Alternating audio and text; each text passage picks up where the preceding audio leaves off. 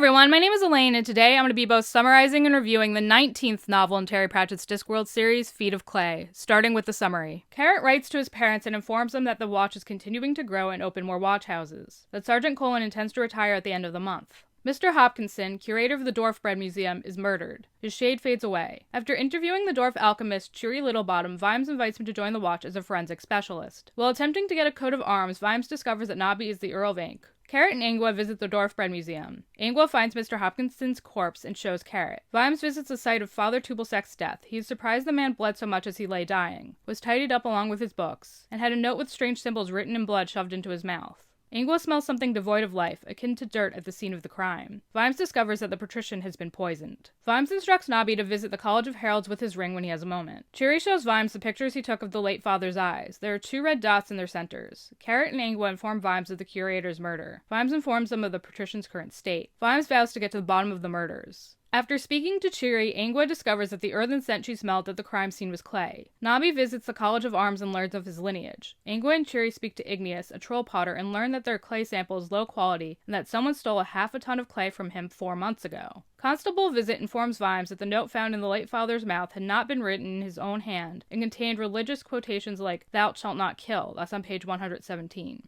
Dorfal, the Golem, turns himself into the watch for the murder of Father Tubalsek. After speaking with Dorfal, Carrot realizes that he could not have committed the murders of Tubalsek or Hopkinson, which he later admitted to, because he doesn't know the details. Carrot compares Dorfal's chem to the note found in Father Tubalsek's mouth. They're the same. Carrot surmises that Dorfal put it there in an attempt to save Tubalsek after his death. Carrot informs Vimes that golems have never committed a crime, that he thinks Dorfal knows who the real murderer is, and of the matchstick he had found Dorfal holding. Ingua follows Dorfal's trail and discovers a cellar where 12 people had a discussion in golem script. It's all over the walls. Ingua informs Vimes of what she found and shows him the 12 matches she collected. It appears the golems had drawn lots. Ingua explains why she thinks those who met were golems. Vimes wants them destroyed. Cheery informs Vimes that she found arsenic under the late father's fingernails and that the comparison of the clay found at the crime scenes and the composition of Dorfal's body shows that there's some clay just like his in there. That's on page 175. Constable Visit informs Vimes that the patrician has been poisoned again. He had been on the mend and it's worse this time. Vimes takes precautions to keep the patrician safe, like having him moved and his things replaced.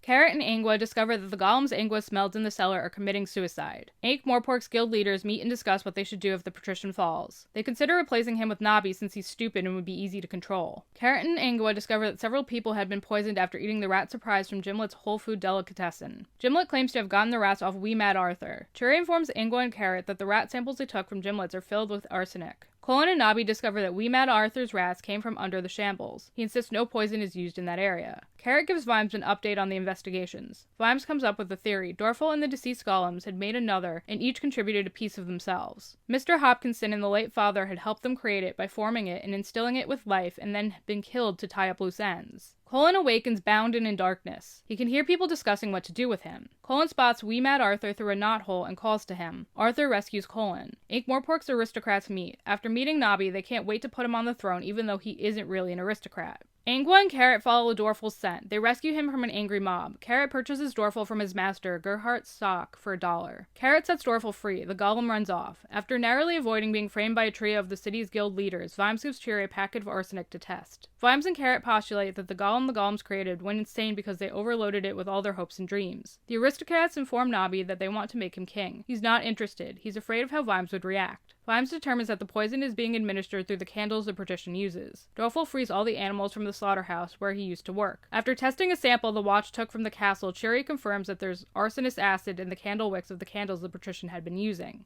Vimes intends to pay a visit to the candle factory with some of his men. Dorfal continues to free the animals in the cattle yards all over the city, causing chaos. Cheery, Ingua, and Carrot spot the white clay golem king the other golems created. Its body crackles with red lines. The group follows the golem to the candle factory. Once inside, Mr. Carey, a candle maker, confesses. He shoots a silver-tipped crossbow bolt which Carrot takes in the palm to protect Ingua. Mr. Carey escapes. The watchmen engage the golem king. Dorfal tries to come to the rescue and is killed. Vimes, Detritus, and Colin corner Mr. Carey in an alley. Carey attempts to make a deal with Vimes, freedom if he tells them everything. Vimes doesn't agree, and when he walks into the alley, finds Mr. Carey has had his neck broken. The Watchmen launch a second assault on the Golem King. Carrot is about to be crushed when Dorfal awakens just long enough to rescue him and put an end to the king. He may have lost his chem, but words in the heart cannot be taken. That's on page 352. Carrot and Detritus take Dorfal's remains to Igneous so he can be remade. Sometime later, Dorfal emerges from the kiln with the ability to speak. Vimes has Dragon King of Arms arrested for the murder of Mr. Carey and for being the mastermind behind the murders and poisoning by arsenic wick-infused candles. Vimes believes Dragon did it to keep people of good stock from breeding with those he deemed unworthy, which he blames Vetinari for. Dorfal is officially declared a living entity and joins the Watch. Colin spoke to his wife. He isn't retiring to a life on a farm after all. Carrot and Ingua prepare to put the Dwarf Bread Museum back in order. And that's the end of the novel.